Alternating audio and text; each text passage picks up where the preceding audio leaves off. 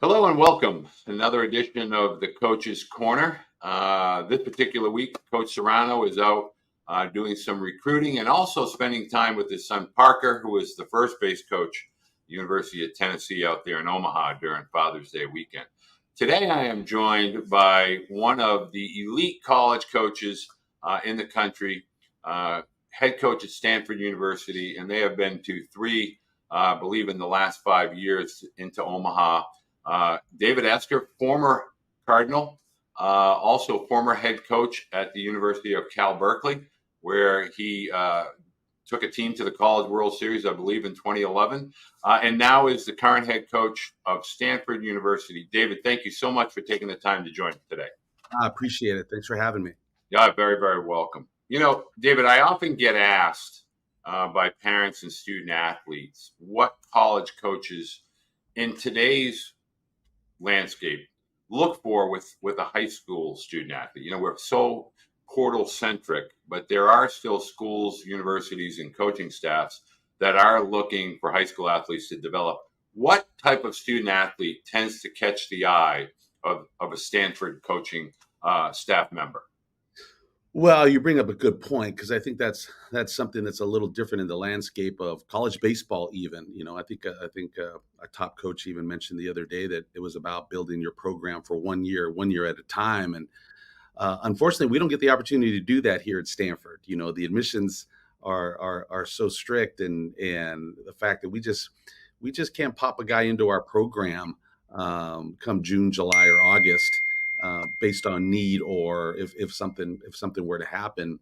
So we're kind of the old school of recruiting, right? Our job is to recruit you and to develop you and to give you a great experience while you're here, and to bring you into a team atmosphere. And I'm very patient as far as the journey that some players take on their road to either baseball success or just the definition of their career. I myself took a little while to emerge, and had the job and lost it as a junior, but then had a senior year, a big senior year, and that was just the journey that I was on. And so I'm not one that if someone comes in, they're not a good freshman. I don't mark them a failure or a mistake or a miss. Sometimes it just takes players a little bit longer to kind of to reach their potential, and it's our job to kind of pull it out of them. And then I'm recruiting to Stanford. So my message always is this is the place that is your insurance policy for the rest of your life if baseball doesn't work out. So it really is hypocritical for me once that maybe they're not good enough player to maybe play for us or crack our lineup. It'd be really hypocritical for me to kind of get them here and then bail on them once they weren't a good enough baseball player. So that puts a little bit of pressure on our recruiting efforts, because the reality is if we recruit you and you don't turn out to be the player that we thought you would be, if you're putting in the effort that's necessary to improve, then it's not your fault. It was our fault. We missed. We got to do a better job evaluating and identifying talent. And then that's the reason you come to Stanford, right? So it's not a disposable degree. It's not one you can just pick up somewhere else. It's not something that, hey, you could just go get the equivalent. So it's valuable, and I take very seriously the commitment we make to our athletes and our commitment to develop them. And again, a little bit of the pressure I put on my evaluators and my recruiters, that if we make a commitment to somebody, our job is to do our best to see that through. Now, if someone comes in is cutting corners and not putting in those efforts, that's a different story, right? And getting in trouble off the field, or we've never had an academic casualty, and that's not going to happen here. All our kids do fine. They all graduate. So we've done a good job of identifying the student athletes, and going to Omaha 3 of the last 4 years, it's worked for us. And we got hit a little bit harder with the draft this year, and we actually got hit with the portal a couple times, which is unusual for Stanford and a little sobering, in fact. Well, I think it is a whole new world, and I always tell parents, and I lived this as a dad through my youngest son. Baseball has a finite shelf life, whether it tends to be 4 years of college or a few years after that with regard to professional baseball, and obviously there are athletes that go on to have a stellar major league career. But for the most part, education lasts a lifetime. So when you're talking about a university such as Stanford, you're talking about a degree that's going to literally propel you forward and prepare you for your years well beyond baseball. And having been to the Sunken Diamond and spent time out in Palo Alto, it's a spectacular campus. But maybe you can kind of share with families that might be from the East Coast or the Midwest, what makes Stanford as a university, over and above the power of that degree, so special? I found it to be almost like a little piece of elite way of life in this small little community around Stanford. So I really enjoyed my time at Stanford. But maybe share with parents what makes Yeah. Stanford so special. I think what's special about Stanford, my wife put it, she didn't go to Stanford, but she kind of says, when you walk around the grounds, when you breathe the air out here, you just get that feeling that of you can. And then you also get the feeling that there's people around there that are going to help you on your journey to develop you to be successful, right? And that it's not about obstacles, it's not about roadblocks, that it really is about, that there's people and the environment there is just uplifting that'll help you reach your potential. And I concurred with her, being a Stanford alum. I'm like, yeah, that's exactly how you feel. There are years in the off seasons or pro ball or something. I'd come to campus just to breathe the Stanford air, just to get that feeling of, of uplifting and possibility, right? All those things that are there. What makes it special, really, first and foremost, is the people. And I've said that I hope our athletic department and the people at Stanford don't feel that Stanford can just regenerate itself just on its name. It is about the people. It's about the professors who work here. It's about the coaches that coach here. It's not just that you can plug in anybody and they're going to have automatic success here at Stanford. You have to have the right people, and I think we've done a great job with all our sports and the success we've had. It's been like 30 directors cups where we have the most successful athletic department in the country, and that's up and down and across the board. And I always have cautioned anybody in the department that don't forget it's about the quality of people we have here, because not everybody can plugged into Stanford University and have national success. We bring the best people here to train the best student athletes and to get the product that we put out there. When you're out at various amateur events, high school, summer events, what's something that you seem to identify that makes an athlete a potential Cardinal? What makes that athlete kind of really clearly a choice for the coaching staff to begin to follow? Well, and we follow and we track a lot of players that have great grades. We're looking a little bit for the outlier, right? We're looking for something that's a little unique and different, and it may not be for everybody, but it's the people that we do well with. I tell our recruiters that we're not just out there to collect the best names in high school baseball. We're looking to bring in the players that we do well with, right? And we want, obviously, I love players who play with energy. I love a little team spirit. I love a little grit. I love the guy that that things don't have to be always going well for them to be a part of the team and playing their best. So we are looking for a little difference there, and sometimes, I'm not afraid to tell people that, the opposition, they want the Stanford kid to be that nice guy who studied a lot that you could push around in the locker room and beat him up in the parking lot. That's who they want you to be. They want you to be soft. They want you to be really smart and really soft. And that's not who we can be, right? We need to be the atypical, a steady kid that gets us good grades. I want a little grit and a little, competitiveness. Baseball's a confrontational game. We're not going to run from it. It's a confrontational game. I think people try to smooth it out a little bit and make it almost a dance competition that, hey, I'm going to perform my perfectly honed hitting move against your perfectly honed pitching move, and let's just see how it turns out for the both of us, right? It's a little dirtier and uglier than that. It's a lot more confrontational and battle, and we want those kids. That's the guys that I played with. I was lucky enough to be in a locker room and on a field that won a national championship here at Stanford. And what I knew about those kids is is that we were pretty tough minded. We were very competitive. We had maybe I think we might have had 11 Major League Baseball players in the program when we won there, but they were pretty like minded. They were a little off kilter. They're a little obsessed with baseball, but they also did something else well, right? And it's the something else that Stanford's looking for. Hey, you play great baseball. What else? What else do you bring to the table, right? I mean, it might be your academics, or maybe you're a musician. Other interests you have outside. You have to have a thirst for learning. You have to have something that you're seeking on the educational side as well. So you can be as big a baseball rat as you want, but Stanford wants the Stanford, the baseball plus, and I think that's what brings the type of people that we do well with. I don't want to pass that comment by without letting parents know. Now, I know some of these names, but parents may not put names like Mike Musina and Jeffrey Hammond.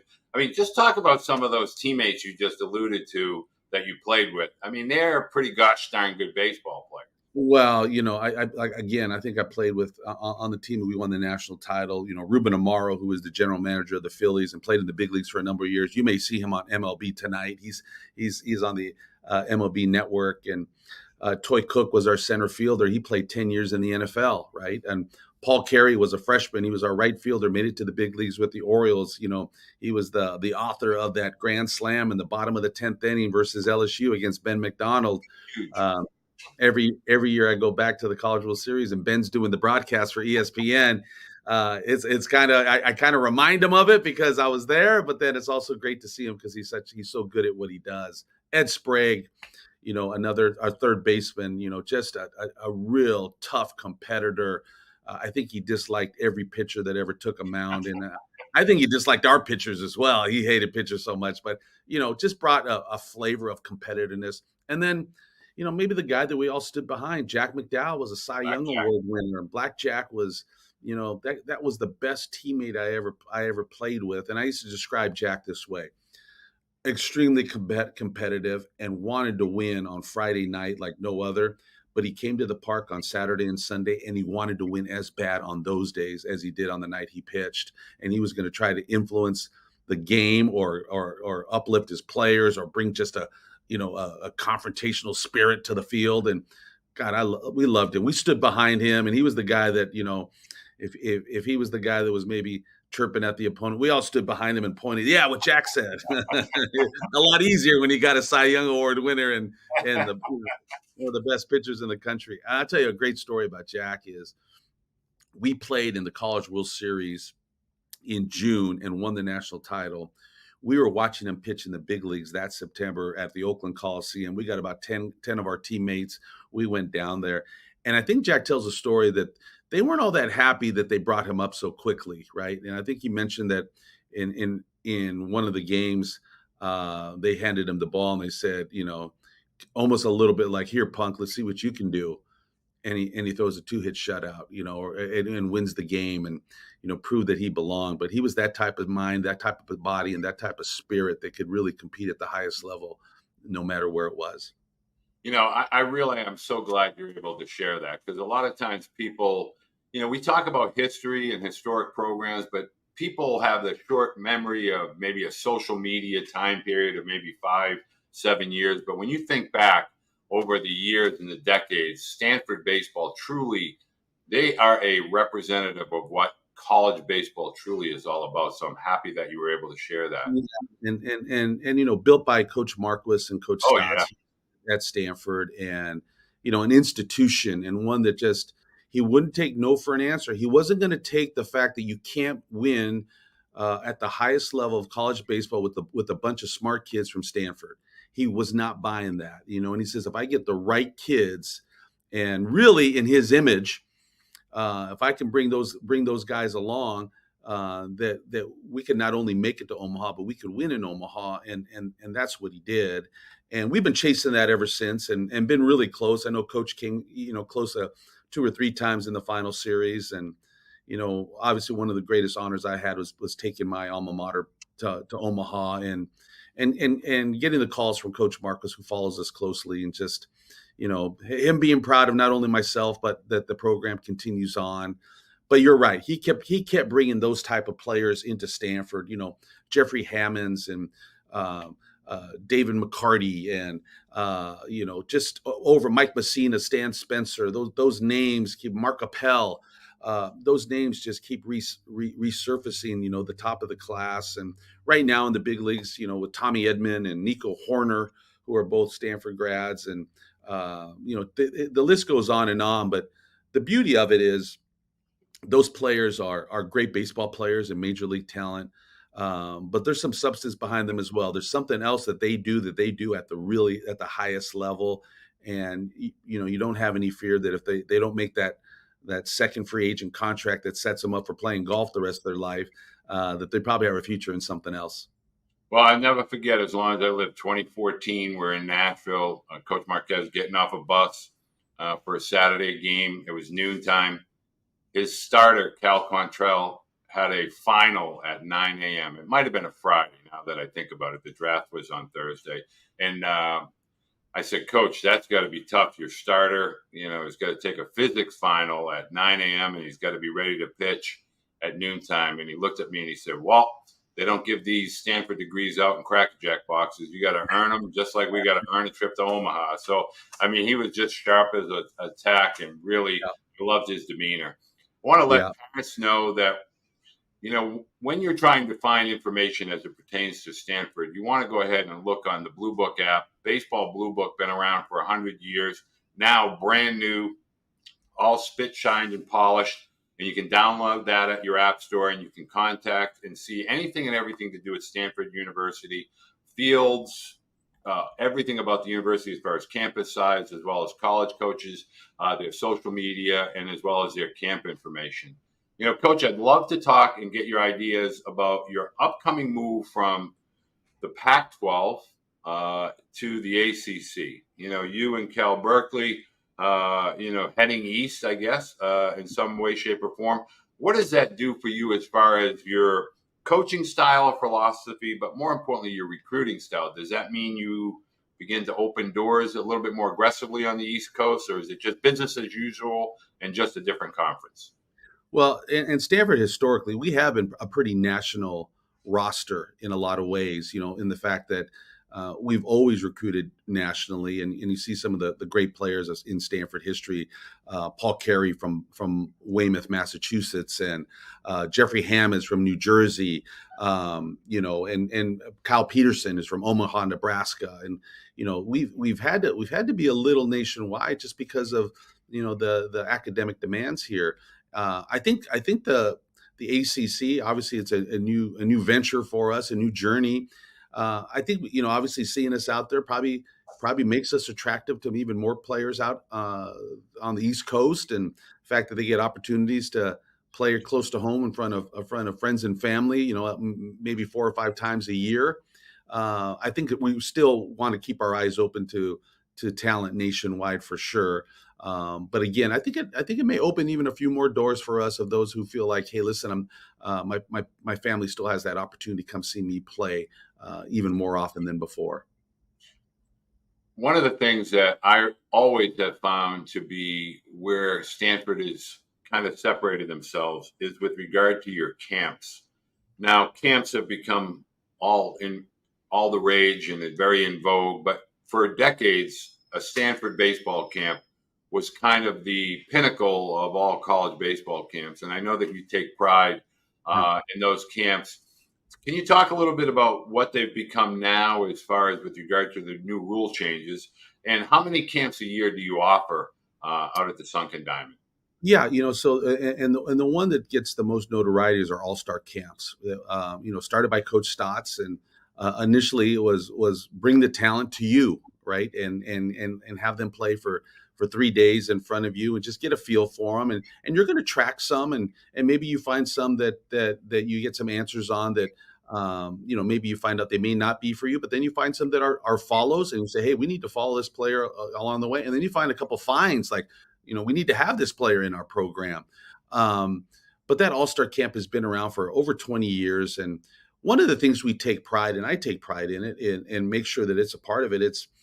It's not just an evaluation and a showcase camp. We want them to leave with something as well. We're going to provide instruction. We're going to, I make sure that Coach Stotts knows that we're going to make this a 3-day baseball experience. We're not just going to make it a meat market where you come out and you show us what you got in front of us, and we either say good enough or bad enough, or you're good. And as a matter of fact, we've opened it to over 30 schools will come, and many of them are high academic schools because they may know the type of players that will come maybe on campus.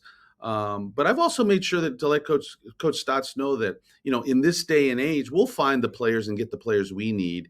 Let's also provide the service of giving the ability to play in front of college coaches, no matter at what level. And it doesn't matter if they're even the schools in the local area that we may compete against. I think we can provide that service for some of the up and coming players. But they're all levels. It's Division I, it's Division II. There's some junior college coaches there. There's some coaches there that have really filled their rosters with players that have come from the camp. And not only that, but there's the option for them to film and document all their activity at the camp, whether it's in the cages or in the taking ground balls or pitching in the bullpen or pitching on the main mound. And they have the option to take advantage of that and get those filmed. And then I said, not only are you performing in front of the 30 schools that are here, you send it out and you're actually performing in as many schools as you want to, and just say, hey, I was at the Stanford camp. They provided me some feedback about my performance. It's their view, but it's a little feedback. And then also here's some videotape of me training and also competing that you may be able to send off to back some of the comments that we made or some of the things that you said about yourself. Well, I think what's so great there, and as Coach Esper just alluded to, you get a lot of colleges, and some of those colleges are Ivy League. Harvard, yep. Coach Decker is out there a lot. So it's a really worthwhile camp that I generally will tell parents, if you have the ability with your school, your program, et cetera, to get out to the All-Star camp, that is a tremendous opportunity to be truly evaluated. And on that note, you're such a tremendous talent evaluator. I would love if you could share, now that the rule changes have kind of put patience at the forefront with regard to recruiting, if you had some advice for, maybe the 2026 or the 2027s, they're so really worried about they're not going to be seeing the portal. What would you tell them as far as being ready or to be better prepared for when their recruiting moment does arrive? In 2026, obviously, it's August 1st, but how would you tell a student athlete to get better prepared for the college baseball experience as a whole? Yeah, I think there's so many options out there, whether it's a showcase or a camp at on campus, or the area code games, the nationals, the PBRs, the perfect games. And sometimes it's hard. I don't envy them in the fact that they may feel that they have to go to everything. I think you can take a couple tacks to it. I think you could be broad based, where you can find out, hey, where can I perform that there'll be a lot of exposure? But then you may decide that you wanna hone down that exposure to a couple schools or coaches that you really want to perform in front of, and I think that's okay too. Do you feel that a lot of college athletes, as well as maybe high school athletes, should emulate this? Maybe take some time off and get in the weight room a little bit if their playing season tends to be a little bit longer into October. Where does that role of strength play with regard to the incoming freshmen to be prepared to compete with, the older student athletes at the collegiate level? Well, I tell you, strength training has changed so much, even from when I was a player. I don't think I learned to lift weights and compete and play baseball together at the same time until I was a pro. There was always off-season work, and then in season, you just kind of let the work kind of play out a little bit. Maybe did a little maintenance, but nowadays it's fully structured, right? It's fully structured in-season type work, off-season type work. Just the whole landscape of amateur baseball has changed. I know there's many players that decide not to play multiple sports because they feel like they're missing out on opportunities. That hits me a little bit. I played all three sports. I think my best sport in high school might have been basketball. It was my worst chance to play at the next level. It was probably, I didn't profile out as a college-based basketball player, but it was probably the sport that I enjoyed and maybe performed the best at. So it's hard sometimes to see some kids decide not to take advantage of those opportunities.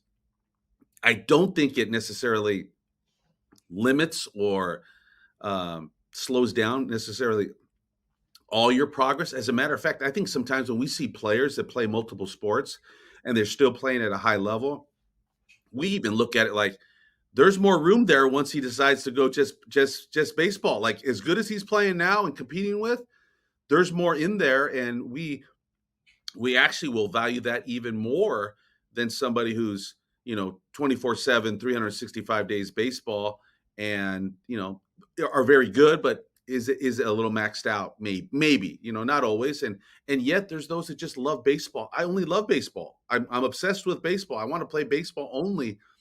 That's okay too. I don't want to say that that's not okay, but maybe you're right, giving yourself some seasons to work with and to get in the weight room and be stronger. Strength is a big part of the game, and I always talk about it a little bit in the game. It's what gives you a little bit of margin for error, right? I mean, unless you want to be technically perfect, and no one is. And as a hitter, I always tell the hitters, we want you to have margin for error in your swing. And here's the two things that give you margin for error: bat speed and strength, right?